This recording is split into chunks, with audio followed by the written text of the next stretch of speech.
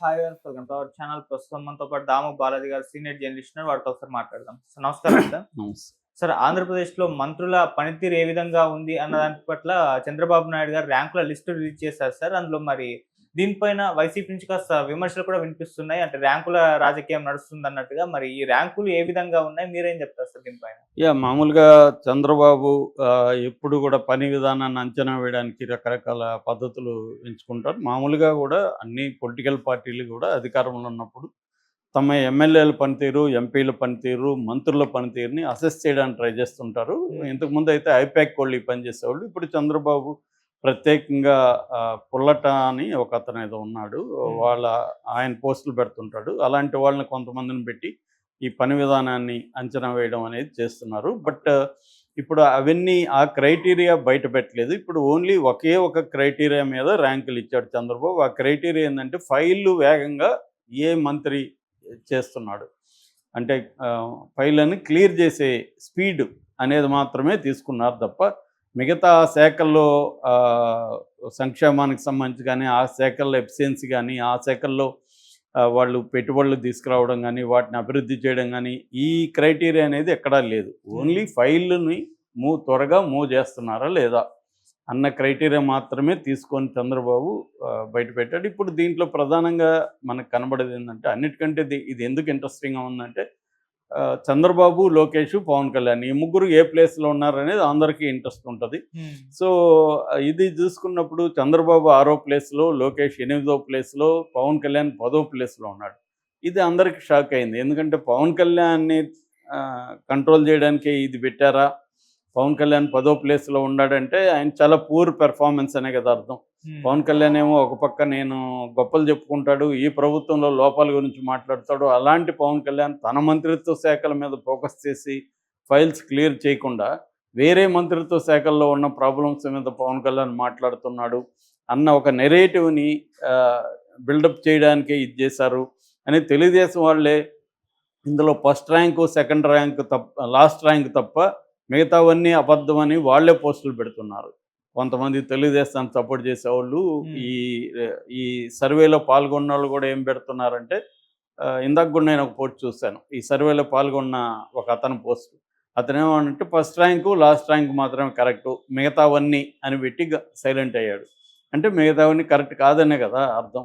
So ఓవరాల్గా తీసుకుంటే first NMD Farooq మంత్రి, ఆయన చాలా స్పీడ్గా ఫైల్స్ కవర్ చేస్తున్నాడు. సెకండ్ కందుల దుర్గేష్, జనసేన, అతను సెకండు. థర్డ్ కొండపల్లి శ్రీనివాస్, 4 నాదెండ్ల మనోహర్. అంటే జనసేనలో ముగ్గురు ఉంటే కందుల దుర్గేష్ ఏమో సెకండ్ ప్లేస్లో ఉన్నాడు, నాదెండ్ల ఏమో 4th ప్లేస్లో ఉన్నాడు, పవన్ కళ్యాణ్ ఏమో 10th ప్లేస్లో ఉన్నాడు. అంటే తన పార్టీలో మంత్రుల కంటే కూడా తాను వెనకబడి ఉన్నాడు. ఇక 5వది బాల వీరాంజనేయ స్వామి, 5వది. 6వది మనకు తెలుసు లోకేష్, 7వది సత్యకుమారు, తర్వాత 6 చంద్రబాబు, 8 లోకేష్, తర్వాత 9 బి జనార్దన్ రెడ్డి, 10 పవన్ కళ్యాణ్. ఇక అనిత అని తీసుకుంటే ఆమె 19వ ప్లేస్లో ఉంది. సో ఇంకా చాలామంది ఆర్థిక మంత్రి కేశవ్ కానీ వీళ్ళందరూ కూడా చివరిలోనే ఉన్నారు. చివరిలో లాస్ట్ ర్యాంక్ వచ్చి వాసంశెట్టి సుభాష్. ముందు నుంచి కూడా ఇతని పేరు వినిపిస్తుంది, ఇతను తీసేస్తారని కూడా ఆ మధ్య వార్తలు వచ్చాయి. మేబీ ఈ ర్యాంకులు ప్రకటించడం ద్వారా మంత్రుల్ని ఎవరోని తీసేయాలని కన్విన్స్ చేయడం కోసం కూడా చంద్రబాబు చేసి ఉండొచ్చు. అంటే రేపొద్దున కొంతమందిని తీసేయాలని ఉంది. ఆ తీసేయడానికి ముందు గ్రౌండ్ ప్రిపేర్ చేయడానికి కూడా ఈ ర్యాంకులు పెట్టి ఉండొచ్చు. ఇది కూడా ఒక కారణం కావచ్చు. ఎందుకంటే మంత్రుల పనితీరు అనేది ఓన్లీ ఫైల్ క్లియరెన్స్ అనేదే క్రైటీరియా ఉండకూడదు.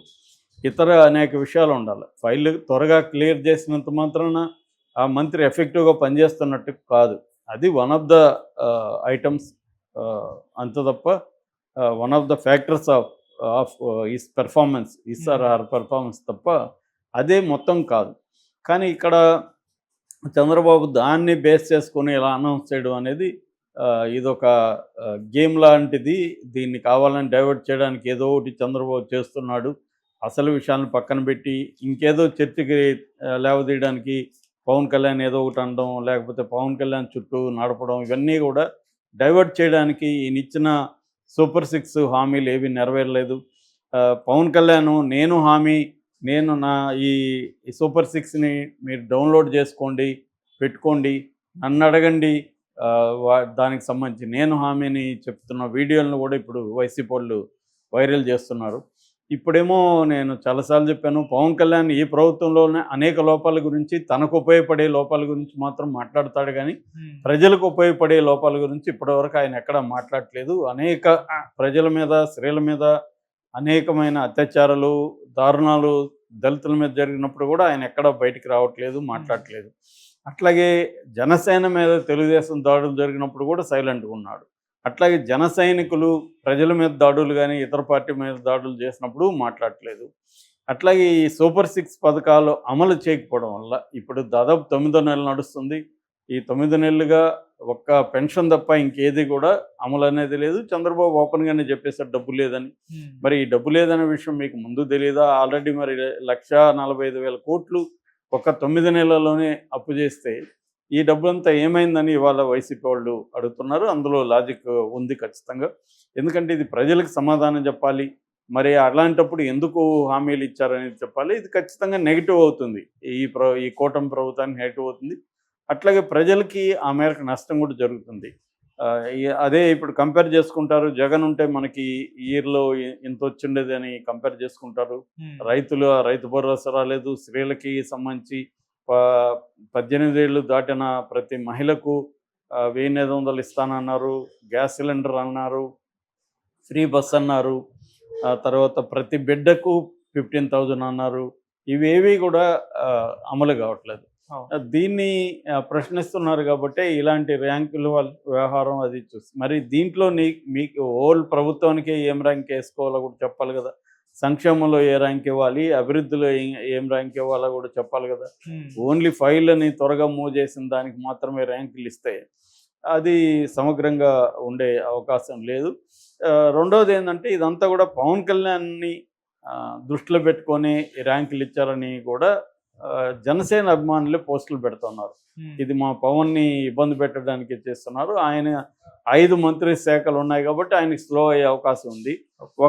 ఒకే దుర్గేష్ ఉన్నాడు, ఆయనకి చిన్న శాఖ, ఆయనకి ఫైళ్ళే తక్కువ ఉంటాయి. ఆ ఫైళ్ళు తక్కువ ఉన్నప్పుడు క్లియరెన్స్ అయిపోతాయి కదా. ఇవన్నీ కూడా దృష్టిలో పెట్టుకోవాలి కదా ర్యాంక్ ఇచ్చేటప్పుడు. ఓన్లీ ఫైలు నీకు వచ్చిన ఫైళ్ళే 100 ఉన్నాయనుకో, 100 ఫైలు టక్కని క్లియర్ చేస్తావు. 1000 ఉన్నాయనుకో, 1000 క్లియర్ చేయడానికి టైం పడుతుంది. రెండోది స్పీడ్గా క్లియర్ చేయడమే కాదు కదా, ఎబ్సెంట్గా కూడా అది అవసరమా లేదా, ఫైల్లో ఏముంది, కొన్నిటికి విచారణ అవసరం అవుతుంది, కొన్నిటికి మళ్ళీ పునఃపరిశీలన అవసరం అవుతుంది. ఇవన్నీ ఉంటాయి కదా.